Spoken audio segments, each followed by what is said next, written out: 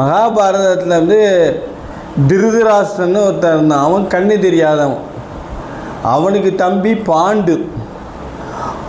பாண்டுக்கு 5 பிள்ளைங்க. அது பிறந்த கதையெல்லாம் சொல்ல முடியாது, கேட்டுக்கா. குந்தி தேவி என்ன பண்ணுறான், சிறு வயசாக இருக்கிறப்போ ஒரு முனிவருக்கு இது பண்ணுறான்.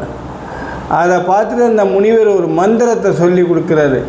இந்த மந்திரத்தை சொல்லி எந்த கடவுளை நீ கூப்பிடுறியோ அந்த கடவுளோட புள்ள உன் வயிற்றில் திணிக்கணும். ஆனால் இதை கல்யாணம் ஆனதுக்கு அப்புறம் சொல்லுன்னா ஆர்வ கோளாறில் கல்யாணத்துக்கு முன்னாடியே சொல்லி பார்க்குறா. சூரிய தேவன் வந்துடுறான்.